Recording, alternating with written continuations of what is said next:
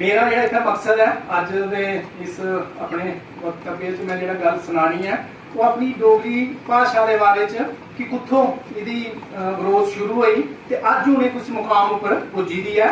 मैं बोरिंग नहीं करगा क्योंकि पेपर सुनना बच्चे ज़्यादा पसंद करते नहीं है वैसे, लेकिन मैं कविता में शैली च तरीके कन्नै कोई गल करगा जिहदे कन्नै तुहानूं आनंद भी आग। पहला तो मैं मातृभाषा कन्नै उहदे महत्व की समझाने आस्ते की जरूरी है। जेडे बच्चे इत्थे बैठे दे बेशक तुसीं इसी इयां अनसुना करा दे, कोई मोबाइलें च लगे दा, कोई अपनियां गल्लां करा दा, लेकिन कल गी तुसें भी इन्हें थाह्रें पर बैठना है, ठीक है, और इयां तुहानूं भी कुसै ने सुनना है। तो ये तुहानूं इसलिए मजाक आह्ला कोई चीज़ लग्गा दी है जां लग्गा दा कि शायद इयां बोली जाए दा फायदा क्या है, फायदा होना है आने वाले टाइम तो पता लगना कि अस उसले केह् मिस कीता हा ते अज अगर अस भी बोलने के काबिल इत्थे बने हैं तो ये चीज़ां सुनी सुनिए अज इत्थे खड़ोने के काबिल होए हैं। इस करियै हर चीज़ चा कुछ ना कुछ अज मैं किन्ना कुछ इत्थे सिक्खिया। मैं तो मुबारक दिना इन्हें संयोजकें जिन्हें सारा रचिया है और किन्नी मेहनत मंगदियां ने चीज़ां है। ये चीज़ सोचने वाली है। तुहानूं क्या लगदा जे बैनर लगी है बाहर स्टाल भी अज्जा दा कम्म है, महीने कोला पहले दे होने लगे दे, कुसी कुसी तुप्पना, गोजी दा कुसी सद्दना, डोगरी दा कुसी सद्दना, स्टाल कुन लाने, कुन खड़ोना है, बड़ा बड़ा एक कम्म होंदा है। जियां घर च ब्याह रंभेआ जंदा है कि उइयां गै इक कार्य होंदा है, तो उंदी पहले तो उंदी शाबाशी आस्तै एक ताड़ी मारी ओड़ो जिन्हें इस कम्म रंभेआ है और अज दे वक्त की जरूरत है। अज NEP के तहत भी अपनी जी मातृभाषा है उन्हेंगी महत्व दिता जा रहा है और सिलेबस का उन्हें हिस्सा बनाया जाएगा। मैं पिछले दिन NCERT दी 2 किताबां मैथ दियां फर्स्ट दियां ते सैकेंड दियां ट्रांसलेट कीतियां ने। इसका मतलब कुछ ना कुछ वो पाइपलाइन च चीज़ां है कि बच्चे की अपनी भाषा च वो चीज़ां पढ़ाइयां जान, क्योंकि गल साबित हो चुकी दी है कि जिन्ना बच्चा अपनी मातृभाषा च विकास हो सकता है, जिन्नी आसानी कन्नै वो अपनी मातृभाषा सीखी सकता है वो दूसरी भाषा च नहीं सीखी सकता।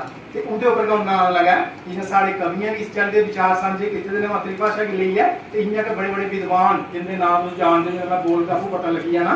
पहली मैं जी कोट करने लगा रामनाथ शास्त्री साढ़े बड़े बड़े पितामह डोगरी के होए हैं, उनकी देखो भाषा की लेइयै हस्सना ते रोना जियां सिखना नहीं पौंदा है, हस्सना ते रोना जियां सिखना नहीं पौंदा है, अंग अंग मानुए दा लहू जियां रोंदा है, भाषा कन्नै मानुए दा उवे नेहा नाता है, मानू न्याणे भाषा उंदे गित्तै माता है।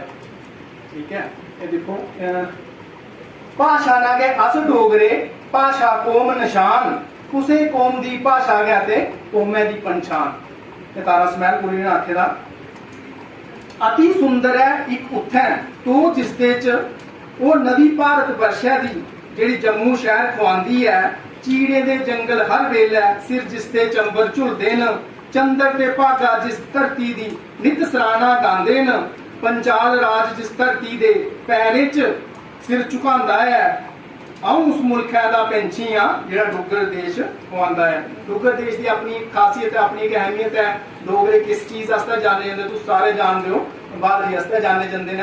हुण मातृभाषा की लेइयै वो विद्वान जेड़े हो सकदा तुहानूं मेरी गल नहीं पूरी चाली कन्नै सच्ची लग्गै, लेकिन इन्हें लोगों की तुसीं आदर मान दिंदे हो, इन्नी इज्जत करदे हो, वो विचार भावें अपने मातृभाषा इंग्लिश दित्ते होङन जां हिंदी च दित्ते होङन, अस ओह्दा डोगरीकरण करियै तुहानूं सनान लगा। विनोबा भावे होर क्या आखदियां ने, बच्चे के शारीरिक विकास लई मां का दुध जिन्ना जरूरी है, उस्सै चाली उहदे दिमागे के विकास लई मातृभाषा जरूरी है।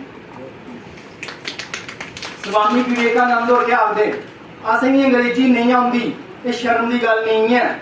शर्म की गल तो यह है जैसे अपनी मातृभाषा की छोड़ी है उसे विदेशी भाषा की बोलने च अपनी शान समझने। अज मैं साइंसदान बनी सकिया कि जो मैं अपनी मातृभाषा च पढ़े ना आया। APJ अब्दुल कलाम एडी महान शख्सियत, अगर वो अपनी मातृभाषा च पढ़ी है एडा ना बनाई सकते ना, तो फिर सानू क्या दी शर्म है। ठीक है, इस गल की समझने की जरूरत है। हुण मैं अपनी डोगरी भाषा उपर हाँ जेड़ा तुसा इत्थे भी फर्क मैं तुहानूं दस्सी ओड़िया कि कुछ कारण रहे। डोगरी की अपनी लिपि ही जिसी तुस पुराने डोगरी अक्खर पहले आख्या जाता हा। मैं इस अपनी कविता च उ'ऐ चीज़ां आस्ता आस्ता तुहानूं दसदा जां ते गल क्लीयर होंदे जानी है। पुराने डोगरे कई आखदे हे लंडे, अधूरी भाषा सुनिए चुभदे हे कंडे। लंडे लुंडी जियां आख्या जाता है, अधूरी। शुरुआत च जिसलै लिपि लिखोना शुरू हुई अधूरी ही मात्राएं दी कमियां हियां, इस करियै अगर डोगरी लिखना होंदा हा ते डगर पढ़ाउंदा हा। फिर महाराजा रणवीर सिंह होर है उनके शासन काल गी अस सुनहरी काल आखने ने डोगरी का। उनका 28 बरे का जो राज रहा वो उन्हें डोगरी इन्ना ज्यादा विकास दवाया, अपनी कविता राहें दसा। रणवीर सिंह जी ने भी लिपि च सुधार कराया, संपूर्ण कराई है इस लिपि की पढ़ने जोग बनाया। ना दिता नवे डोगरा अखर, बढ़ाया प्रचार प्रसार, कानूनी दर्जा दिता इसकी, जारी किता फरमान। मुलाजम जेकर नहीं सिखक इसकी, कटोक तनख्वाह नौकरी भी जाग। इस तरह फरमान जारी करे कि किसी डोगरी भाषा अपनी नहीं आग उसकी तनख्वाह जो अज कड्ढे ना गौरमेंट, अज ही आर्डर निकली आ कि जिन सरकारी नौकरी लैनी है, जिन्हें ध्याड़ी का बच्चा सरकारी स्कूल च नहीं पढ़ नौकरी नहीं मिलनी। देखो पाते नहीं सारे, ठीक है ना। ये सख्ती कोई कई जगह बरतना पौंदी है। सुनहरी काल रहा डोगरी दा, जदों धौड़ी रे महाराज, मंदे भाग होई गए डोगरी दे जदों नहीं रे महाराज। दिनों दिन माड़ी हालत, खस्ता होई गया हाल, आजादी बाद किश विद्वान सियाने करी दिता ए ऐलान, डोगरी ताई देवनागरी लिपि सारे गए अपनान। हिंदी दा लाभा डोगरी ताई मता फिट बैठा, संविधान ने डोगरी की 8वें शेड्यूल च हल लैता। 22 दिसंबर 2003 की डोगरी भाषा संविधान की 8वीं अनुसूची च शामिल हो गई। जेह्ड़ियां 22 भाषा ने बाकी दियां ओहदे च डोगरी भी है। इस करियै अगर कई बारी अस भी जदों एमए डोगरी करते हैं या डोगरी पढ़ते हैं तो एक हीन भावना थोड़ा जी कई आखदे महाराज थोड़ी भाषा दे अपने स्कूल च गै नहीं है। अज किस चाली की हीन भावना थोड़े बराबर है, जिन्नी तनख्वाह मिगी मिलती नहीं अंग्रेजी वाले मिलती नहीं हिंदी वाले मिलती, इस करके कुछ चाली कोई घट नहीं है। इस करियै इस चाली की हीन भावना बिल्कुल छोड़ी ओड़ो। डोगरी की अगे हुई है अप्पू अस मतलब केह् करने कि अस शुरुआत हिंदी करने ते अगला फिर हिंदी च बोलदा, अगले खरी भली डोगरी आंदी होंदी है ते तुस आपूं गै शुरुआत करदे हो ते तुहानूं लगदा पता नहीं शोरूम च खड़ोते दा तो ओह इत्थों दा ते है कन्नै दा जरा आएगा मतलब समैलपुरा दा होना, उसी ओह नीली पैंट पाई दी और दूई कमीज पाई दी ते बीकलेट से उत्थै खलैरी दा तुस सोचदे पता नहीं भाई कुत्थों आए दा, कोई इत्थों दा गै ओह थुआढ़े गै ग्रां दा शामी घाह गै बड्डा उत्थै जाइयै। इस करियै इन्नी शर्माने दी गल्ल नहीं है, ठीक है। महाराजा रणवीर सिंह होरें उस लिपि च सुधार कराई है, जेहड़ियां ओहदे च अधूरापन उसी पूरा किया, संपूर्ण लिपि का रूप दिता। लेकिन उनकी डेथ के बाद वो चीज आस्ता आस्ता खत्म हुई, इतने कश्मीरी ते उर्दू प्रधान हुई। लेकिन साढ़े किश विद्वान ने अच्छा सोच विचार करिए हिंदी की देवनागरी अपनाई लिया, तां तुस अज दिखा दे हो अज डोगरी च इन्ना साहित्य रचया गेदा है। आगे भी मैं आंग कॉलेज यूनिवर्सिटी लैवल पर पढ़ाई जा करती है, सब कुछ हुआ है। वो एक फैसला अच्छा फैसला, हालांकि कुछ लोग अज भी इसका विरोध करते हैं कि अपनी लिपि की छोड़ी हुई, अपनी पहचान का तुसें छोड़ी भी नहीं है। वक्त की नजाकत की दिखते हुए, वक्त की जरूरत की दिखते हुए कई बार सानू अपना जो रस्ते का जो तरीकाकार बदलना पौंदा है, तो फायदेमंद होया, उसमें नुकसान वाली तो कोई गल नहीं है। बाकी अस पूरी चाली नहीं छड्डी दी, अस मैं अपने यूनिवर्सिटी च असिस्टेंट प्रोफेसर है डोगरी का, अस उत्थे उसी अपने सिलेबस का एक हिस्सा रखे दा है। उसका पेपर होंदा 10 नंबर का, एक सवाल आओ बच्चे की लिपि सीखना पौंदी है, उसका पेपर च नहीं देना पौंदा, उसका जवाब तो उसदे उन्हें सीखना पौनी है। इस करियै आखो कि बिल्कुल तो छोड़ी छोड़ी दी, ऐसा भी नहीं है। हायर सेकेंडरी कॉलेज यूनिवर्सिटी च क्लासां एमफिल पीएचडी होंदी दिनों दिन चढ़ी गुड्डी गासा। एनईपी ने भी किश मेद है जगाई, मातृभाषा पढ़ो है स्कूलें ऐसी स्कीम बनाई। आओ सारे रलिए मातृभाषा का मान बधाचै, मुंडली शिक्षा थमां इसकी स्कूलें च लागू कराचै। 85% बच्चे का विकास 6 बरे की उम्र च जंदा होई, मातृभाषा च जेकर लैग शिक्षा नी मजबूत जाग होई। ठीक है, एक एनईपी का बड़ा अच्छा फैसला है जो 2020 आस्ता आस्ता आनी है। कोई नकार ही नहीं सकता कि नहीं ऐसा इसी शामिल लेट हो सकता है, कोई इसी शुरुआत करी चुके दा, कोई सोचा देना उपरों जो डंडा आया फरमान आया तो सारी करना पौनी है।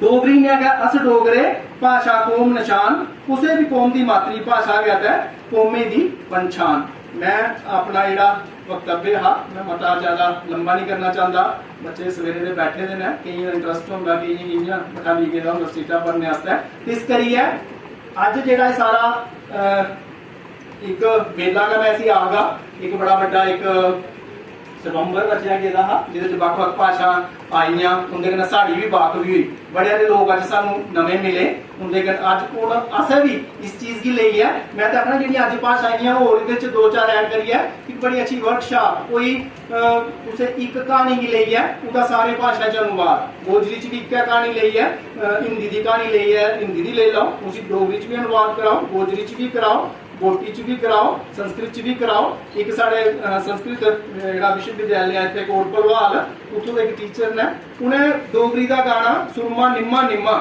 उस्सै ट्यून उस्सै तर्ज उप्पर संस्कृत च गाना बनाए दा वो इन्ना पता नहीं लगता कि मैं डोगरी सुना संस्कृत सुनाना उन्ना गै आनंद जिन्ना डोगरी सुनने दा आंदा उन्ना गै ओह्दे च आंदा ते भाषा कोई बक्खरियां नहीं है ना ये सारा अज जेहड़ा इक संगम रचाया गेदा हा अज इ'यां लगदा कि मां दियां बक्ख-बक्ख धीयां जि'यां अस आखने कि सारियां गै संस्कृत थमां गै निकली दियां न इस करियै मां दियां धीयां उसी मिलन आई दियां हियां सारियां किट्ठियां होइयां मिलियां ते मां गी किन्ना शैल लग्गेआ ओह् इस करिए इस चाली के जेडे प्रोग्राम होंदे रौहने चाहिए मता कि सीखने मिलता है सानू भी मिलता है तो बच्चे भी जरूर फायदा हो शुक्रिया।